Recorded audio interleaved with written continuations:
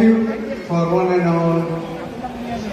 As this திருப்பூட்டு விழா மிக நன்றாக நடந்து ஏறியது. We all really thank you people for blessing the newly married couple. இந்த நமது வீட்டு திருமணங்கள் சுயமரியாதை திருமணம் என்று அழைப்பார்கள். Because we don't have all the rituals like ஐயர்மார்கள் அவர்களை வைத்து சடங்குகள் எதுவும் செய்வதில்லை. In contrary, we with the parents blessings அவங்களுடைய சம்மதத்துடன் இரு வீட்டார்கள் குழுமி இருக்க நடைபெறும் இத்திருமண திருப்பூட்டு விழாவானது தன்மானத்தை பிரதிபலிக்கும். So this is how we celebrate our marriage ceremony here in India. Wherever we family, that is from the Nada community, we expect self-respect. அதாவது தன்மான உணர்வு பெண்ணுக்கும் ஆணுக்கும் உரித்தாகும். இருபாலரும் ஒருவருக்கு ஒருவர் விட்டுக் கொடுக்காமல் வாழ்வதுதான் வாழ்க்கை. We will expect them to lead their life and beget children and raise them, rear them very nicely by teaching them all our நற்பழக்கங்கள், அதாவது virtues, நல்ல நற்பண்புகள், நமது சமுதாயத்தில் கடைபிடிக்கும் சிறு சிறு விஷயங்களை போதித்து பெரியவர்களை முதலில் வணங்கி வாழ்த்தி பிள்ளைகளுக்கும் அதிகாரம் சொல்லிக் கொடுத்து வளர்ப்பதுதான் நம்முடைய நாடா கம்யூனிட்டியினுடைய அன்றாட வழக்கம். Because we respect our elders in the first place. மாதா பிதா குரு தெய்வம் என்பதை நாம் உண்மையில் நிலைநாட்டிக் கொண்டிருக்கிறோம். That is, parents கையால் திருப்பூட்டு விழா திருநாளன் திருமங்கலத்தை எடுத்துக் கொடுத்து வெரி சிம்பிளாக பட் வெரி கிரேட்டாக நடக்கும் இந்த திருமண வைபவத்திற்கு நீங்கள் சாட்சியாக வந்து வாழ்த்தி அமைத்து இரு வீட்டார் சார்பிலும் நன்றி நன்றி என பல கோடி நன்மைகளை சமர்ப்பித்து உங்களுக்கு நாங்கள் நன்றி சொல்ல கடமைப்பட்டிருக்கிறோம். And moreover, the first thing the couple have to do is they have to love each other. What is meant by loving? That is respecting each other. ஆணும் பெண்ணும் பேதமின்றி பெரிதல் சிறிது என்ற பாகுபாடின்றி இருவருக்கும் ஒருவர் விட்டு கொடுத்து வாழ்ந்ததுதான் வாழ்க்கை.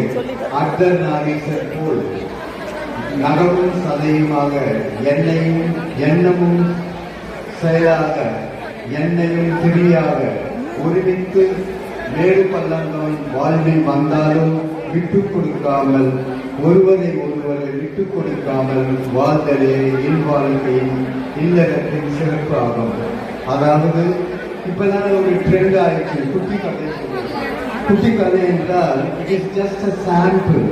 அதாவது ஒரு காட்டில் இரு யானைகள் இருந்ததால் அப்பொழுது வறட்சி நிலை, தண்ணீர் என்றுமே கிடைக்காத ஒரு நிலை, ஒரு சின்ன பாண்ட் குட்டை அதில் இருந்தது. அங்கு அந்த பெண் யானையும் ஆண் யானையும் ஒருமித்து தண்ணீர் குடிக்க சென்றன. அப்பொழுது இரு யானைகளும் துதிக்கையை தண்ணீருக்குள் விட்டன. ஆண் யானை நினைத்ததாம் பெண் யானை குடிக்கட்டும், அதே போல் பெண் யானை நினைத்ததாம் ஆண் யானை குடிக்கட்டும் என்று அவர்கள் பல்கவே இல்லை. So what happened to the pond? அது குறையவே இல்லை. அதுமாதிரிதான் வாழ்க்கை என்பது you have to give and take. That policy and honesty That is the main thing we expect from this newly wedded couple. Thank you. And moreover, we must educate our children. அவங்களுடைய சில்ட்ரன்ல எப்படி அவங்க வளர்க்கணும், முதல்ல நற்பண்புகள், நம்முடைய பழக்க வழக்கங்கள், அதை குறித்து அதாவது கேரக்டர் பிகின்ஸ் ஃப்ரம் ஹோம் என்று சொல்வார்கள். ஸோ தாயும் தகப்பனும், that is newly wedded people, they must have in their mind to rear up the children with virtues in the first place. நல்ல பழக்க வழக்கங்களை சொல்லிக் கொடுத்து வளர்க்க வேண்டும், இங்கீதமாக வளர்க்க வேண்டும். That is the most important thing of this wedlock. அதாவது நம்முடைய தாயார் நம்மை வளர்த்து விட்டார்கள், அதுபோல் நாமும் நம் பிள்ளைகளை தியாக மனப்பான்மையுடன் வளர்த்து விட வேண்டும்.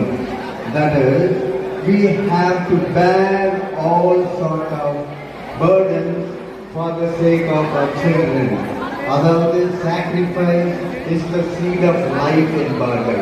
So the parents என்றால் சும்மா குழந்தை பெற்றுக் கொள்வது மட்டுமன்றி அவர்களை நன்றாக வளர்த்தல், rear them very nicely to become as a better citizen and one among the best citizens in this society. So we have to educate them first. நல்ல நல்ல நல்ல நல்ல நற்பண்புகளை கொடுத்து வளர்க்குதல். Then they have to send them to school to learn other talents and other arts and science or what else they wish. அந்த பிள்ளைகள் என்ன விரும்புகிறார்கள் என்பதை பார்த்து அதே வழியில் அவர்களை செலுத்த வேண்டும். We mustn't dictate terms to them, but we must give them the independence to grow very nicely. That is the main thing. இப்பொழுது நம்முடைய சிஎம் என்ன சொல்லி இருக்கின்றார் என்றால், இப்ப 26 நடக்குது இல்லையா, அவர் என்ன சொல்லியிருக்கிறார், 2036 தமிழ்நாட்டை ஜிடிபி நல்ல உயர்வான நிலைக்கு கொண்டு வருவோம். That is 1.5 trillion, மில்லியன் இல்லை ட்ரில்லியன் அளவுக்கு கொண்டு வருவோம் என்று சொல்கிறார்கள். அதற்கு முதற்கண் அடிப்படையாக as the stepping stone நமது நாடார் சமுதாயம் we must act constantly to be as an example to this society, to this Tamil Nadu, not only to Tamil Nadu but also to the India, not only to India but also to the whole world, because we have all sorts of sympathy and affection towards the people. So நம்ம அந்த 1.5 trillion இது நான் என்னன்னா ஒவ்வொரு தனி மனிதனின் வருவாயும் 22 லட்சம் per annum ஆகும். அதை சாதிக்க வேண்டும் என்றால் we must constantly work very honestly. Thank you for giving this opportunity. Let us pray that Tamil Nadu will be as the best example to this world. Thank you for coming and celebrating this wedding very nicely. Thank you once again. Thank you.